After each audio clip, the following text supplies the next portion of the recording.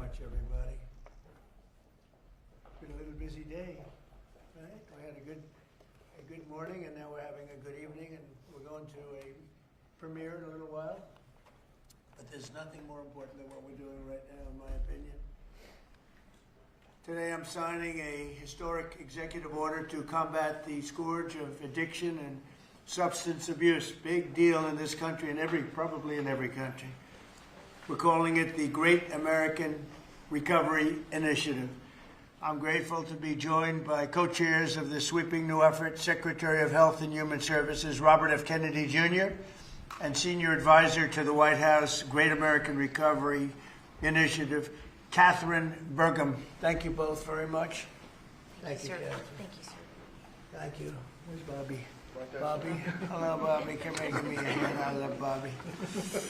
You're doing a great job, Katherine, all right? Do we think so? Who's doing a better job, him or your husband? Maybe your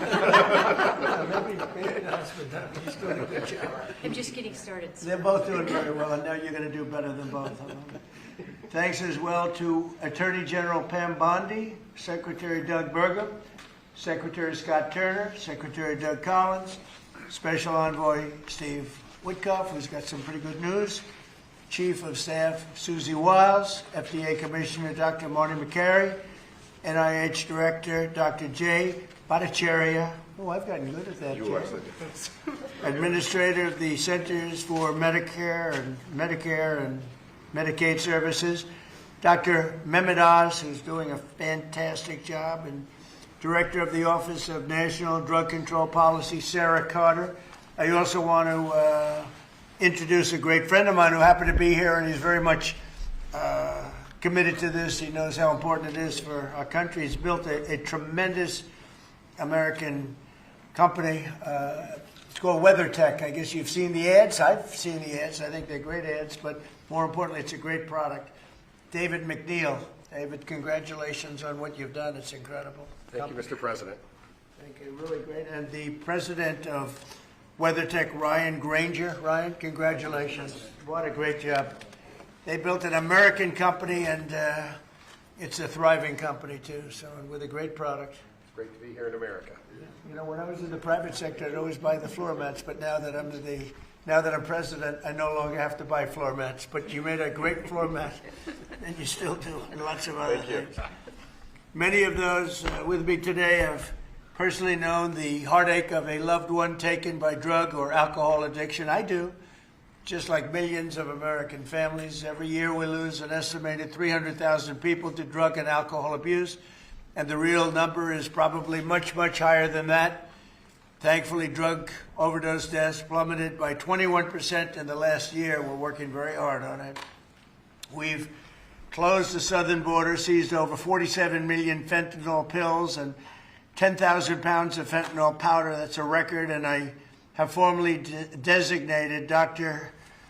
And I'll tell you what, we have a group of doctors, some of them behind me, who have just been incredible, and they've really wanted this, designated the drug cartels as foreign terrorist organizations. And for some reason, they didn't want to do that until we came along, but they are indeed foreign terrorist organizations. With our action in the Gulf of America, that sounds so nice when I hear the Gulf of America. Drugs entering our country by sea are down 97%.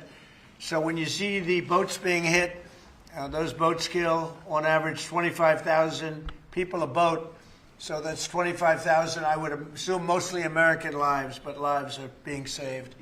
Now we're taking a bold action to help Americans struggling with all forms of addiction so they can get the help and the support that they need to free themselves from the horrible burden of dependency. The Great American Recovery Initiative will bring together federal, state, local, and private sector resources to support addiction, recovery, treatment, and prevention. And it will help mobilize the full resources and authority of the federal government to help stop this tremendous plague. And I'd now like to invite Secretary Kennedy to start, and then Katherine Bergam, and then I'll sign the order, which I've just signed, and wanted to make sure the signature was good. Took my time, and let me just see. Pretty good, pretty good. Let's give it a 10, okay, for Katherine. But I'd like Bobby to say a few words, and Catherine, thank you very much, everybody. Please. Mr. President, thank you for your leadership, for signing an executive order that tells the truth about one of the greatest challenges that our country faces. Addiction is not a moral failure, it is a disease. It's chronic, it's treatable, and for too long our nation has responded with fragmentation, with stigmatization, and silence instead of science, compassion, and coordination. Today, President Trump changes that. With the Great American Recovery Initiative, we finally bring the full strength of the federal government together across healthcare, law enforcement, housing, labor, faith communities, and the private sector to save lives, restore families, and rebuild communities that addiction has hollowed out. Nearly 50 million Americans suffer from substance use disorder. Many never receive treatment. Even more don't believe that help is possible. That is not because recovery doesn't work, it's because our systems have failed to reach the people where they are early enough, long enough, and with dignity. This initiative fixes that. We will align federal programs instead of letting them operate in silos. We will set clear, measurable goals and report honestly to the American people. We will use evidence-based care, modern science, and continuous support, just as we do for heart disease, diabetes, and other chronic illnesses. We will focus on prevention before addiction takes hold. We will intervene early. We will expand access to treatment that leads to real, long-term recovery. And we will support re-entry because recovery does not end when treatment ends. It succeeds when people return to their families, their jobs, and their communities with purpose and with hope. As co-chair of this initiative alongside of Katherine Bergam, whose leadership and commitment strengthens this work, I pledge urgency, accountability, and honesty. Catherine and I share the experience of having been addicted and long-term recovery. But almost everybody in this room and almost everybody in our country has been touched by addiction. Steve Witkoff, who's here, had an extraordinary son, Andrew, who was a superstar boy, a straight A student, an athlete, and a wonderful leader, and lost that son to addiction. President Trump has talked about his own families who had a struggle with addiction. All of us are touched. If it touches these people, it can hurt every American. And President Trump has often talked about, with compassion, about the families who lose children to this disease. 100,000 children a year until recently. Now it's about 76,000. Those families are devastated forever. And the cost to our country, not only in dollars, but in just the malaise and the despair that it imposes, is incalculable. We are going to listen to states, localities, frontline providers, and tribal nations. We will partner with communities and faith-based organizations. We will work with employers, clinicians, and recovery leaders who know what works on the ground. President Trump has already acted decisively, securing the border against deadly drugs, signing the Halt Fentanyl Act, strengthening treatment programs, expanding access to naloxone, medication-assisted treatments, and investing billions in prevention and recovery. This executive order builds on that record and accelerates it. Recovery is not a side issue, it's an economic issue, a workforce issue, a family issue, a national security issue. When Americans recover, communities grow stronger. When families heal, children thrive. And when we confront addiction with courage instead of complacency, we reclaim the promise of our country. This initiative is about life, it's about responsibility, and it's about building a great American recovery together. With this executive order and with major announcements that I will announce next week, we are taking decisive action to make America healthy again. Thank you. Thank you, Bobby, and great job. And you're doing a fantastic job. He's doing a fantastic job. And I saw his wife yesterday, and she confirmed that he's doing a fantastic job. So she's on your side. You know that, which is great. And Oz, thank you for being here. We appreciate it. Catherine, please, go ahead. Thank you, Mr. President. Thank you so much. Your leadership today, relative to this announcement about the Great American Recovery, is a gift to all Americans who are suffering from the brain disease of addiction. And I also want to thank First Lady Melania Trump for her leadership during your first administration, and now the work she's doing championing youth and children, especially related to foster care, where early trauma and instability are often consequences of the disease of addiction. Addictions touch this administration in real and profound ways. President Trump, you've openly spoke about your brother Fred, whose struggle with addiction shaped your life and your understanding of this disease. And Susie Wiles carries the lived experience of her father, the late, great Pat Summerall, whose recovery journey became a source of hope for millions. Vice President Vance has shared his story of his mother's battle and recovery. And as Secretary Kennedy just said, he brings his own lived experience, proof that recovery is not theoretical, it is possible. These stories matter because they are not isolated. They reflect the reality of the over 190 million Americans, that's half our nation, who are impacted in some way by the disease of addiction. And I am one of them. I started drinking in high school, and I was a blackout drinker from the start. For 20 years I struggled, relapsing constantly starting over, constantly trying to stay sober and failing. I reached a point where I truly did not believe there was one single reason for me to keep living, and I was suicidal at the end of my drinking. One day I was out walking alone. I didn't have faith, I wasn't religious, but something in me said I should ask for help. And out loud to no one, because it was just me, I said, I don't know if anyone is there, but I need help. And that was the day I became sober. 15 years later, I found myself somehow standing in front of people as First Lady of North Dakota, thanks to him. But I was asking people to share their stories openly about addiction so we could eliminate the shame and stigma, so more people would reach out for help and more lives could be saved.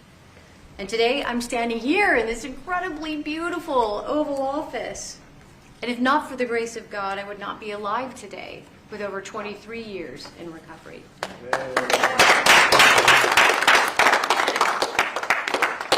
That's why I'm here, and my message is simple: never give up hope for recovery. Mr. President, I also want to thank you for allowing me to stand here with you today. I was in this building in 2017 when the administration announced the national response to the opioid crisis. And nearly a decade later, the crisis remains, and in many ways it has grown worse. Not because we lacked compassion, not because we lack effort, but because we never fully aligned our system with the truth. Addiction is not a moral failure. It is not a character flaw, and it's not simply a behavioral issue.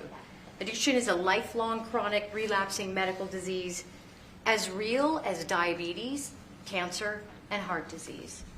And when we fail to treat it as such, we don't treat the disease, and we pay mightily for the consequences.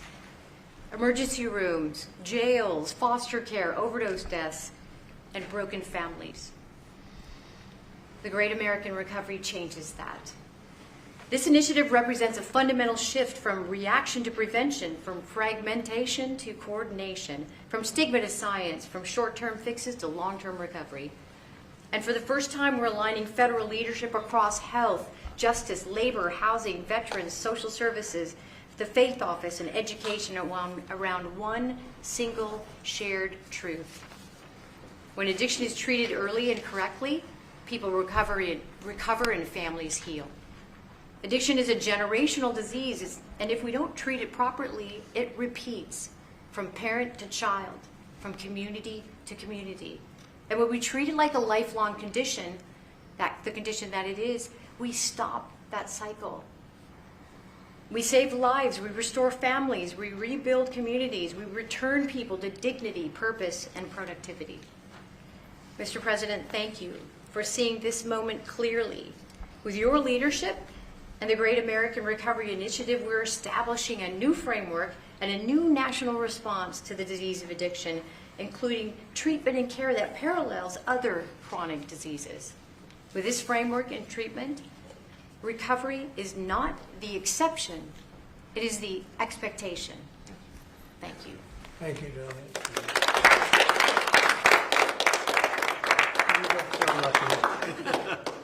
You know, I saw them riding horses in a video, and they said, "Who is that?" I was talking about her, not him.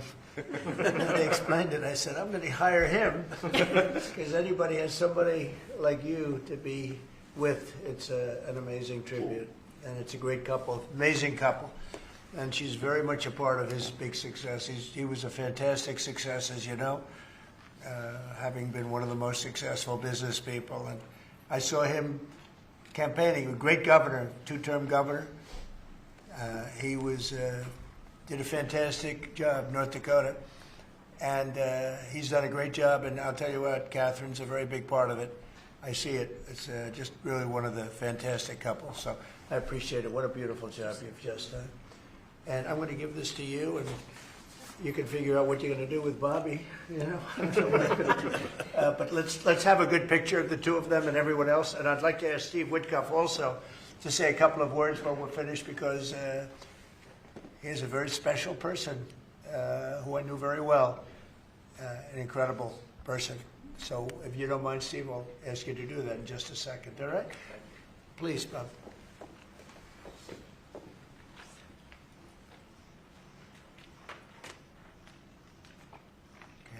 Thank you very much, Catherine. Thank you very much. Thank you. Great job. Thank you so much. Steve, please. The president is doing the same thing to me now that he did to me in 2017. Do you remember, Catherine? Yeah, we were sitting next to each other. Yeah. Yes. So I want to tell the story about this. So I came to the opioid conference, and the president did not know I was coming because I was invited by the First Lady. And he leaned over, saw me in the aisle, and he looked at me and he said, "Steve," and then he realized why I was there, because I had lost my son Andrew, and the president was an incredible friend when I lost him. I lived in his building at 502 Park Avenue, and I remember when him and the First Lady came, and I talked about this all the time.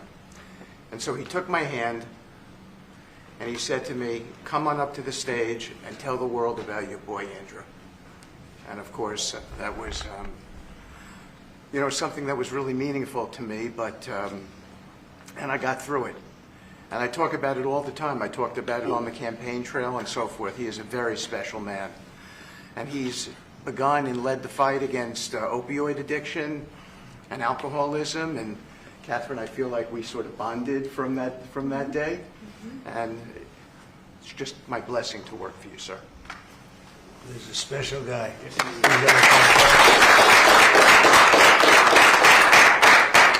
He and a group of people, Jared helped and others helped. Steve, peace in the Middle East, and we're there. Yes. A couple of little flames, but they're very little by comparison, and they'll go out quickly. They're already going out.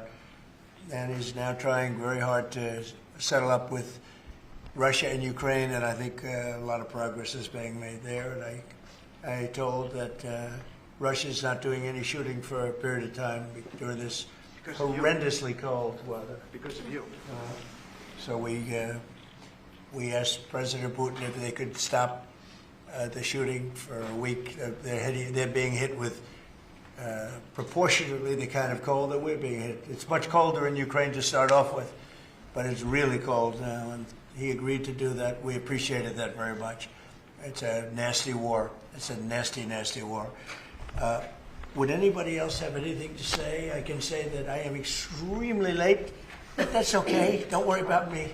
Would anyone else have anything to say? Doug, you're doing a fantastic job, and we appreciate it. Marty, you are really something special. Everyone's talking about you. Every time, if I don't mention Marty, Bobby always mentions it. So we have a great team. Jay, great. Marty, great. Do you guys want to say something? Thank you. Thank you. Well, historically, with addiction, the entire society has always been reactionary, and that's been the story of healthcare. But at the FDA, we are looking into incredible cutting-edge therapeutics, and we are being proactive, giving them vouchers when we see something that's promising to get an approval as quick as weeks in an era of a 10 to 12-year approval time. And the ultimate therapeutic is community, houses of worship, addressing loneliness. And so that's part of the MAHA agenda, thanks to Bobby's. Thank you, Mr. President. Thank you very much. Great job. Thank you. Jay? Mr. President, in 2018, you launched the HEAL initiative, helping to end addiction long-term at the NIH. It's paid fruit. It's yielded fruit. The ingenuity of small business has developed products that can deal with pain without opioids. The naloxone, which saves lives, Right. that was the fruit of NIH. And for the kinds of investments that are your administration that you made starting from the first Trump term to now, will continue to pay dividends. The kind of research that the NIH is doing it will help turn the tide, make people's lives so much better, restore families. All of the addiction that we've seen, 80,000 deaths we saw, the huge spike in addiction deaths, during the first Biden term, is going to be a thing of the past, and I'm so proud to be part And of this. fellas, some great things happening, right? Yeah. Marty, there's great, really great things happening, I hear. And some pretty big announcements over a short period of time, right? Yep. Moving drugs over the counter so you don't need a prescription. Yeah, right. Naloxone, which treats opioid, is one of those drugs. And we're being proactive with synthetic 7-OH, a new opioid that's showing up. And we're working with the DOJ on addressing that because chemists are coming up with new opioids faster than the government has been able to keep up. We're going proactive on these new chemicals. That's great. No, I hear fantastic things. Thank you all very much. We really appreciate it a lot. Thank you, Oz. He's doing a fantastic job. Thank you all very much. I appreciate it. Thank you, please. Thank you. Mr. President, can you respond to the new Fox poll that says people think ICE's tactics are too aggressive? Photographers, reporters, we're done. Thank you, cameras, we're going. Thank you, press. Thank you, guys. Thank you, guys. Thank you, guys. Thank you. Are we gonna flip for this, or what are we gonna do? Oh, sorry, I do have to get it. Come on over. Let's talk to David for a second. Did you guys get a good picture? Can you forward? Anybody need-